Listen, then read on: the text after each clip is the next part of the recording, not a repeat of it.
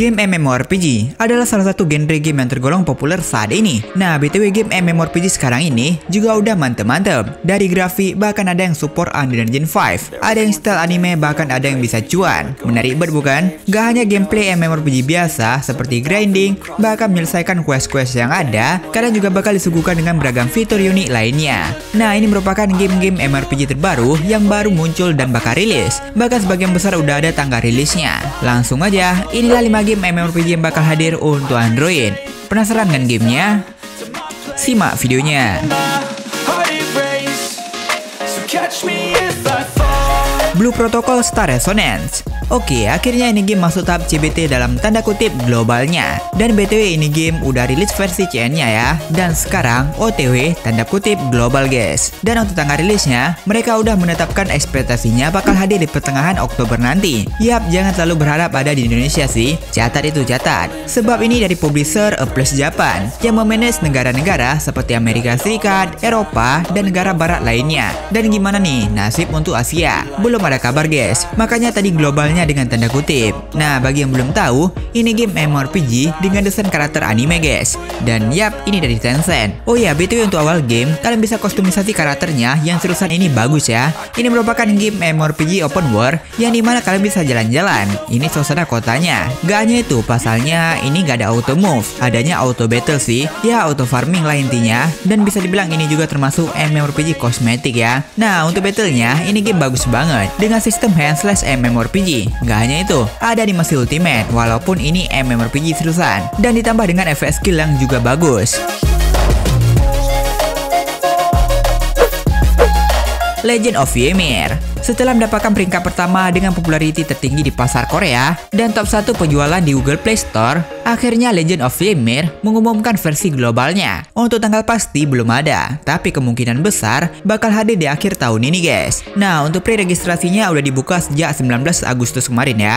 Kalian bisa melakukan pre-registrasinya di official websitenya. Bagi yang belum tahu, ini adalah game MMORPG NFT dari Korea. Ya, bisa dibilang gaya-gaya Necros ya kan? Intinya bisa cuan. BTW ini game dari Ymir dan menawarkan grafik yang memukau sebab ini game didukung Unreal Engine 5 guys. Mungkin untuk perkenalan kelasnya kita bisa ke website globalnya yang dimana ada Berserker, ya tipikal fighter dengan tipe pertarung. Lalu ada kelas Skal yang intinya ini tuh support ya atau healer, tapi damage-nya nggak main-main juga sih bisa dibilang. Next ada Volva yang dimana ini mage yang pastinya ini jarak jauh ya. Dan yang terakhir ya ini Warlord dengan tipikal assassin ya dengan skill dash gitu dan burst. Dan kabarnya untuk skill dari masing-masing kelasnya bisa level up juga yang dimana bakal berubah dari segi animasi plus ada tambahan efek baru guys. Blade and Soul Heroes. Kalau kalian ingat, ini adalah Hoyon ya. Ini game bakal rilis versi global untuk PC dan juga mobile di tanggal 24 September nanti guys. BTW ini game udah ada di Play Store Indonesia dengan status pre-registrasinya. Yap, ini game bakal rilis di Indonesia juga. Global ya. BTW ini game unik ya, yang dimana ini bisa dibilang Blade and Soul versi chibi. Ada heroes dari Hoyonnya sendiri dan ada juga dari Blade and Soul. Nah, dalam game ini kalian bisa rakit 5 karakter, yang dimana ada leader dan member. Tapi ini bukan sistem switch karakter ya, yang dimana member ini bakal bantu keluarin skill doang. Untuk grafik, ini game bagus terusan dan ini nuansa-nuansa anime juga BTW. Nah, ada mode PvE boss battle dengan sistem COP bersama player lainnya. Dari battle ini mah bagus ya, kayak vibe MMORPG anime gitulah ya. Uniknya lagi, tadi mode hand slash MMORPG kan. Nah, ini mode turn based nya guys. Jadi itu ada 2 mode, ada mode MMORPG dengan battle hand slash, terus ada juga mode turn based gini. Dalam mode turn based gini, grafiknya pun masih tetap bagus ya. Terus ada animasi ultimate juga tentu saja.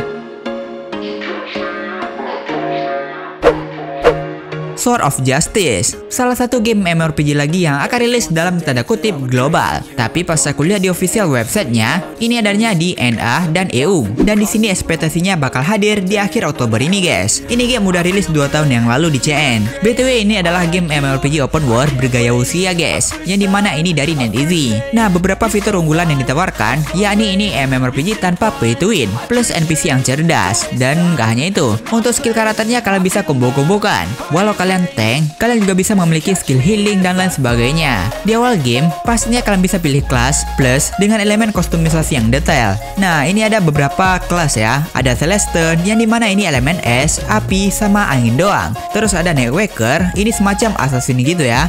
Lalu ada Numina, yakni summoner yang bisa summon acolyte. Lalu ada Bloodstorm, yakni satu-satunya kelas fighter dengan kuda. Terus ada healer di sini, dan yang terakhir yakni Ironclad, kelas tank.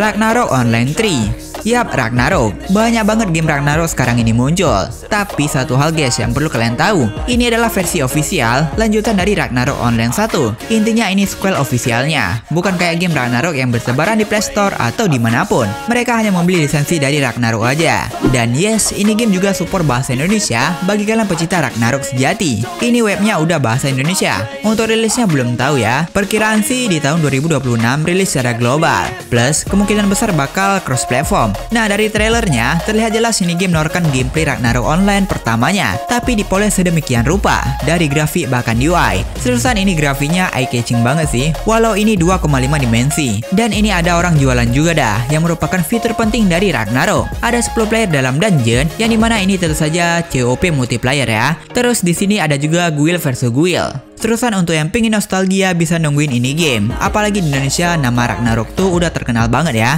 Jadi pasti rame sih, walaupun banyak franchise Ragnarok yang berkeliaran di luar sana.